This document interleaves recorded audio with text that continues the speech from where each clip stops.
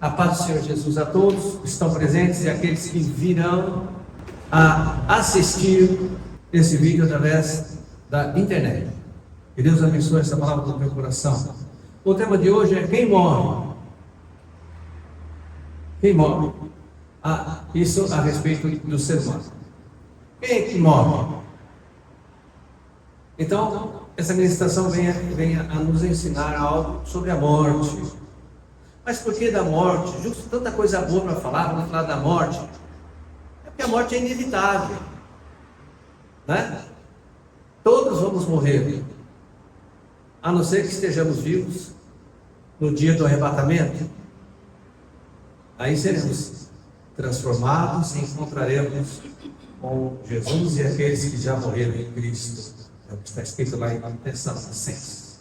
O versículo 1 é 1 Tessalonicenses 5:23, que diz: e o mesmo Deus de paz vos santifique em tudo, em todo o vosso espírito, alma e corpo, sejam plenamente conservados irrepreensíveis para a vinda de nosso Senhor Jesus Cristo. Então, Jesus espera então encontrar cada um de nós irrepreensível, corpo, alma e espírito. É claro que para isso acontecer nós precisamos de Jesus. Não tem como nós termos o nosso corpo irrepreensível, a nossa alma. O que é a nossa alma? É um corpo, Jesus que é um corpo, aonde consta a nossa memória, os nossos valores, o que mais?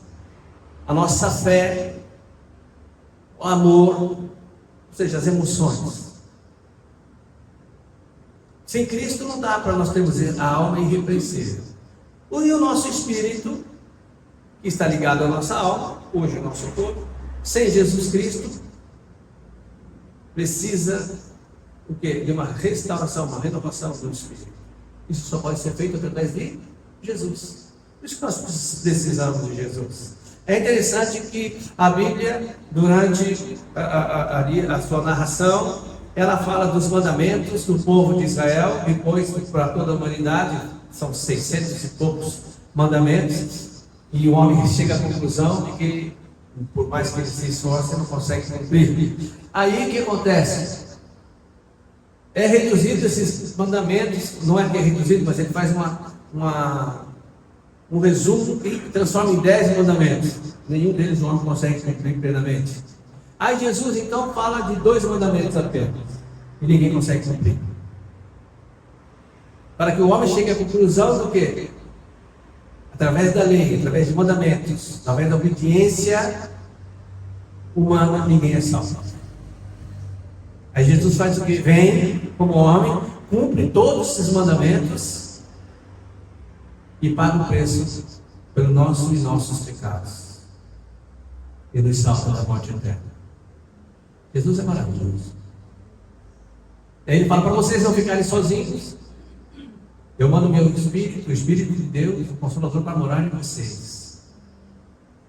Por isso que nós somos levados, impulsionados a ler a Bíblia, a ter comunhão com os irmãos, a congregar, ou seja, buscar as coisas que nós entendemos que é do reino, e principalmente pegar o Evangelho.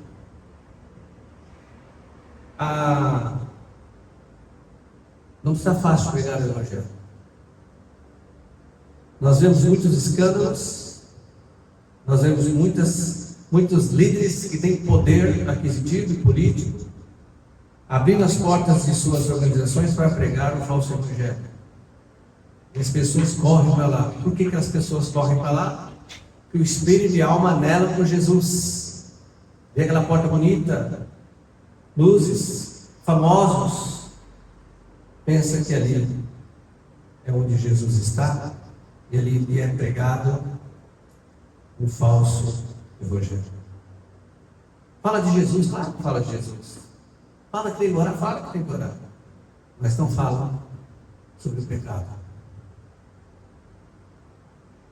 Sabe por que não fala do pecado? Porque vai acontecer com o que aconteceu com Jesus. Não vão ver ali naquele lugar nenhuma formosura. Quando Jesus pregava sobre o pecado, a maioria não aceitava. Aqui Isaías diz: quem deu crédito à nossa pregação? Então, corpo, alma e espírito, quem morre? Aqui, todos responderam o corpo, e é verdade. Quem morre, perece, é destruído, deixa de existir, é o corpo físico. Alma e espírito, não. Alma e espírito permanece. E o corpo? Será que vai ter alguma solução para o corpo? Esse corpo não mais. Mas será que nós vamos falar no futuro de corpo novamente? A Bíblia fala de corpo novamente depois? Nós vamos ver daqui a pouco. Outro versículo que diz assim, ó: e não temais os que matam o corpo, e não pode matar a alma. Temei antes aquele que pode fazer perecer no inferno. Opa! A alma e o corpo. Mas se matou o corpo, como é que eu tenho que temer a Deus que pode fazer perecer no inferno a alma e o corpo? Na outra versão, na linguagem de hoje, diz assim: não tenho medo daqueles que matam o corpo, mas não pode matar a alma. Porém tenho medo de Deus, que pode destruir no inferno tanto a alma como o corpo. Aí a pessoa fala: mas espera aí, você já morreu? Como é que... A palavra do Senhor diz assim: que todos ressuscitarão. Uns para a morte eterna, outros para a vida eterna. Então, ressuscitar significa receber um novo corpo. Esse corpo aqui, irmãos, que será enviado para o inferno daqueles que negaram a Cristo, tem um único sentido: sofrimento. Sofrimento. A alma não sente dor física, o espírito não sente dor física. Aqui eles falam só de alma e corpo, porque o espírito volta para Deus, mas esse é um outro assunto que nós trataremos quando o Senhor permitir. Por que você tem que ser alma e corpo? Que é a alma que vai ter lembranças dos momentos felizes que passou aqui na terra, sem dor. Né? Comparar a dor, diz muito feliz com a dor que sentirá no inferno. Por isso é corpo e alma. Memórias, valores, chegando à conclusão que tudo aquilo que a pessoa almejou aqui na terra, tudo aquilo que ela conquistou aqui na terra, por isso está escrito que adianta o homem ganhar o mundo inteiro e perder sua alma. Tudo aquilo que ela fez e negou a Jesus, de nada valeu. Agora ela está no inferno, com a sua alma, ou seja, com sua memória, conhecimento, no seu corpo, no novo corpo, para sofrer eternamente. Quem morre é o corpo, a alma e o corpo daqueles que não entregaram a vida para Jesus sofrerão eternamente. Se fosse só corpo, sem lembrança, sem valor, seria como se castigasse alguém morto. O corpo sem alma é morto, mas com alma vive. Entendeu como é terrível para quem vai para o inferno? É terrível, porque vai estar sofrendo eternamente conscientemente. 1 Coríntios 5:5: entregue esse homem a Satanás, para que o corpo seja destruído e seu espírito seja salvo no dia do Senhor. Essa é outro corpo, né? O espírito. Quando Paulo diz aqui para a igreja, para castigar, punir aquele homem que está em pecado constante, é a expressão: aquele homem estava na igreja com um pé querendo ter comunhão com os irmãos, e outro pé estava no mundo, ou seja, estava constantemente pecando. Já tinha sido admoestado, ou seja, já tinha sido chamada a atenção desse homem, e ele permanecia, não queria saber.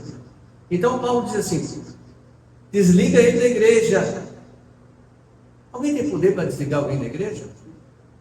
A igreja local tem. O que é desligar alguém da igreja? Chegar e falar para a pessoa: fulano, você vai entrar na igreja, mas a partir de hoje você não faz mais parte do corpo da igreja. Você não faz mais parte. O intuito qual era? Fazer com que esse homem pensasse, arrazoasse, se valia a pena mesmo permanecer em pecado diante da comunhão com a igreja. Dá-se a entender que esse homem foi salvo, que esse homem voltou para a igreja, que esse homem foi salvo. Ele não era salvo, ele estava ali dentro da igreja, se sentia bem na igreja, né? Porque, imagina, se nós nos sentimos bem aqui na igreja hoje, nesse tempo, imagina na igreja primitiva, com Paulo, Pedro, Silas, os irmãos, imagina como deve ser gostoso. E outro pé lá fora, porque ele tinha o quê? Possivelmente pecado de adultério, não se sabe direito o que é.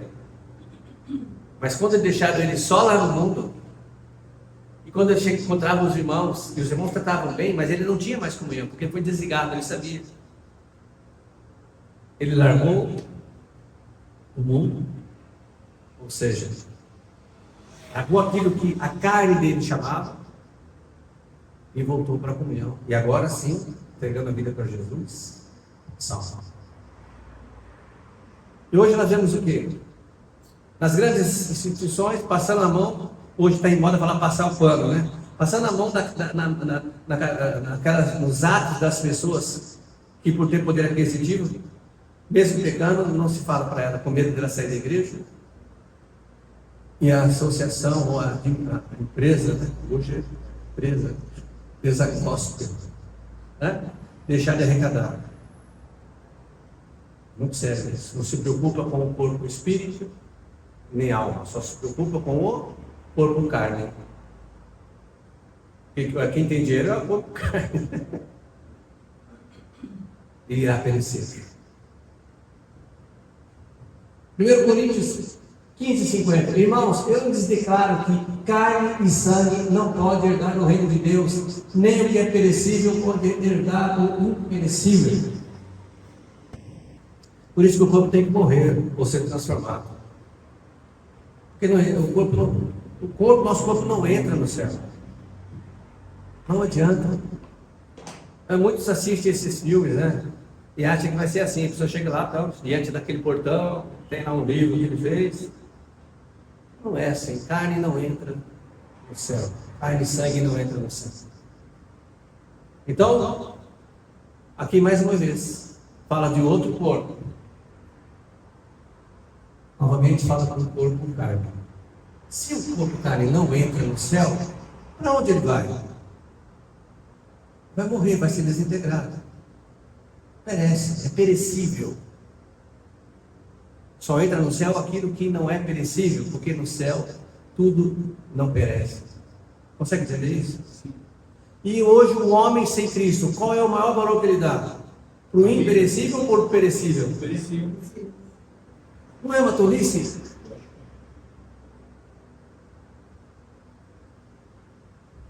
Segundo Coríntios 5:6. Portanto, temos sempre confiança e sabemos que, enquanto estamos no corpo, estamos longe do Senhor. O que significa isso?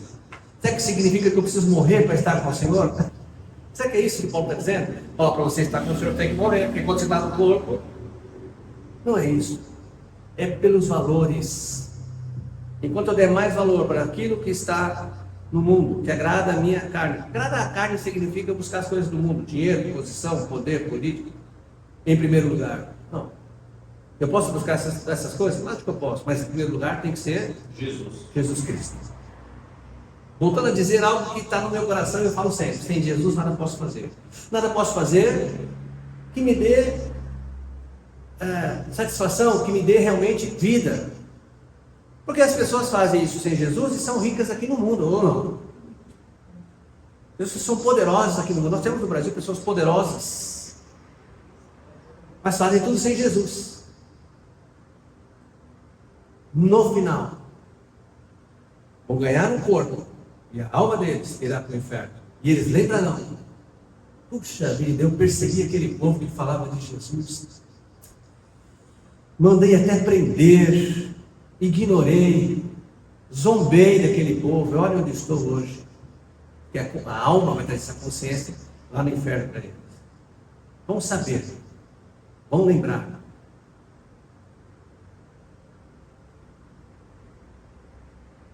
Longe do Senhor. Só há um jeito de nós estarmos perto do Senhor. É reconciliar com Ele novamente. Quando é que aconteceu essa briga entre o homem e Deus, que nós precisamos de reconciliamento? Quando foi que aconteceu? Lá no Éden. Por isso que muitos falam que o pecado de Adão se chama pecado original. É a origem, aquele pecado que deu origem aos demais pecados. E esse pecado não adianta você se arrepender. Por isso que o Senhor Jesus disse, há pecado que não adianta você orar. Por exemplo, se uma pessoa bebe, o que você faz? Você já falou para ela, né? Que ela está indo no caminho, né? Errado, vai ter que fazer tratamento. Ela não quer saber. Como você não pode forçar ela, o que você faz por ela?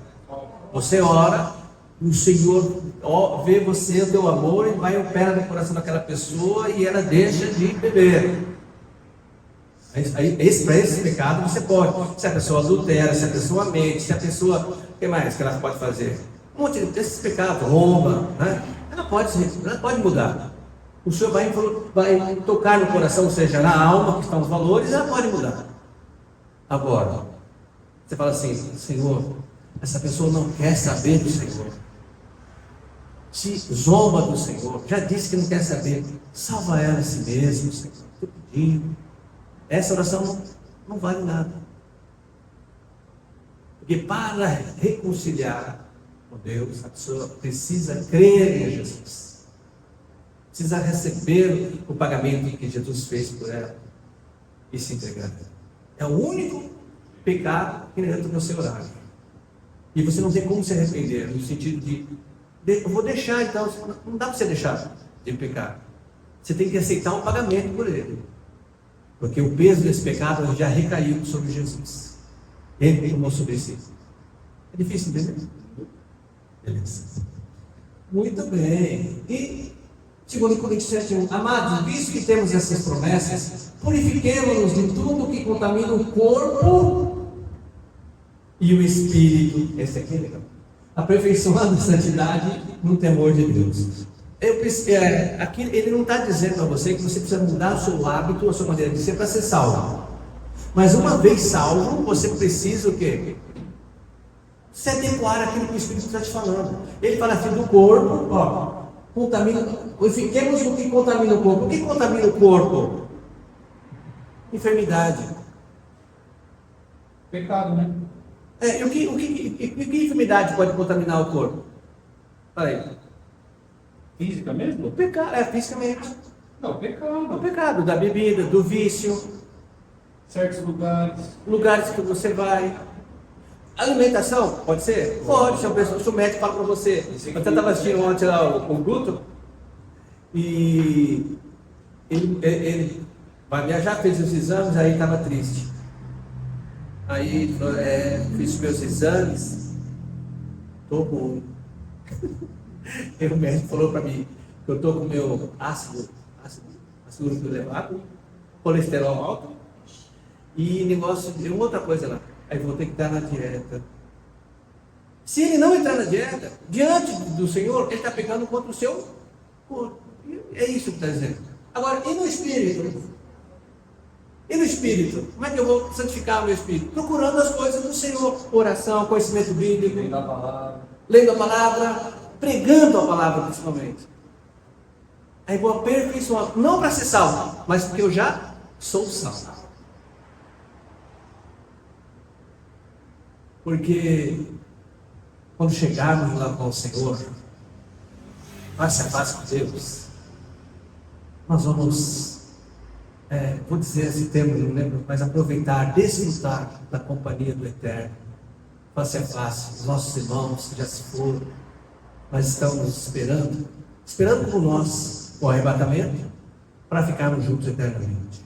Muito legal isso. Então, aí não vão querer entrar na academia lá no céu, você vai ficar forte, não é lá. Nós levamos sorte para lá. Né? É claro que isso é uma figura. Né? E finalmente, 1 Tessalonicenses 5:23. Que o próprio Deus da paz os santifique inteiramente, que todo espírito, alma e corpo de vocês sejam conservados irrepreensíveis na vida de nosso Senhor Jesus Cristo. Para que o nosso corpo, alma e espírito sejam irrepreensíveis, precisamos de Deus, de Jesus Cristo. Não tem outro jeito. Na nossa vida, falando para aqueles que já entregaram a vida para Jesus, nós precisamos de Jesus em todos os momentos, em todas as situações, em qualquer lugar. Precisamos de Jesus, porque é Ele que vai nos preparar, está nos preparando, nos moldando ao caráter dele. A Bíblia diz de estatura do varão perfeito. É isso, esse tem que ser o nosso alvo. Ele não nos proíbe de nada. Nós podemos fazer qualquer coisa, mas desde que façamos com Ele. Aí vamos nos enquadrar naquilo que podemos fazer tudo, mas nem tudo nos convém. Se nós estamos fazendo com Jesus, Ele vai nos indicar o que nos convém. A grande mentira do diabo é essa: não vai para Jesus não, porque depois você não vai poder fazer mais nada. Não é isso que o diabo fala? Aí as pessoas, eu não quero, não posso parar disso. Jesus nunca falou isso. Ele só falou, vinde a mim, está descansado. Vinde a mim, vende. Ele não falou, pare e vem para mim. Não, ele falou, vinde a mim. Dê uma chance para Jesus, você que está com o pé atrás com as religiões, porque religião não é Jesus. Jesus não é religião. Né? Dê uma chance para Jesus mudar a sua vida, dê uma chance para Jesus te salvar e salvar a sua família. É essa mensagem que nós temos para vocês, porque o corpo é que morre. O corpo vai morrer. E se você desprendeu os seus recursos, os seus esforços, a sua fé somente no seu corpo, você vai morrer. Esse não é o nosso desejo aqui da igreja do dia. Nosso desejo é que você viva para sempre. Jesus disse: aquele que crê em mim, mesmo que morra, viverá.